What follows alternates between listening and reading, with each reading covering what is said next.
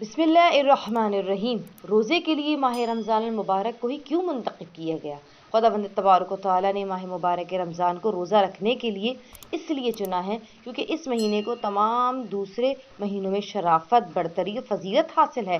कुरान करीम में खुदावंद इरशाद फरमाता है, शहर रमज़ान अल्लज़ी अनज़ल फ़ीहिल क़ुरआन हुदल लिन्नासि व बय्यिनाति मिनल हुदा वल फ़ुरक़ान। माह मुबारक रमज़ान वो महीना जिसमें कुरान नाजिल किया गया, जो लोगों के लिए हिदायत है और ऐसे दलाइल पर मुश्तमिल है जो हिदायत और हक़ व बातिल में इम्तियाज़ करने वाले हैं। फ़कत यही नहीं, कुरान इस महीने में नाजिल हुआ बल्कि तमाम आसमानी किताबें इसी महीने में उतारी गई। हज़रत इमाम जाफ़र सादिक़ अलैहिस्सलाम फरमाते हैं कि माह रमज़ान की 6 तारीख को इंजील, माह रमज़ान की 12 ज़बूर, माह रमज़ान की 18 तारीख को कुरान लैलतुल क़द्र में नाजिल हुआ।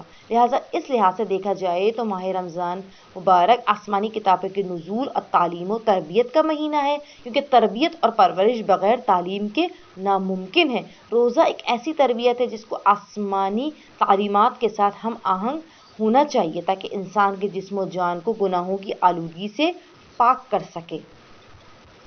रिवायात अहले बैत अलैहिस्सलाम से इस्तिफ़ादा होता है कि इस महीने में खुदावंद खलाइक के दरमियान रिज़्क़ को तक़सीम फरमाता है, इंसान के मुक़द्दरात को तअय्युन किया जाता है। इस माह में एक रात जो 1000 महीनों से अफजल है।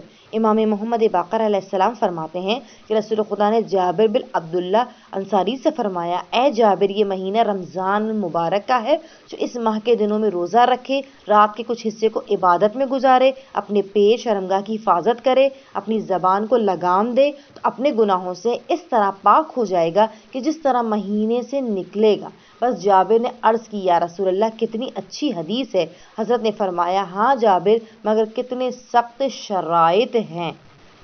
बेहवाला किताब मल्ला यहज़ुरुल फ़क़ीह बिहारुल अनवार और माह रमज़ान मुबारक की फ़जीलत शहर रमज़ान। वसल्लल्लाहु अला मुहम्मद व आले मुहम्मद फ़अज्जिल फ़रजहुम। काइंडली हमारे चैनल मैसेज ऑफ अहले बैत को सब्सक्राइब कीजिए।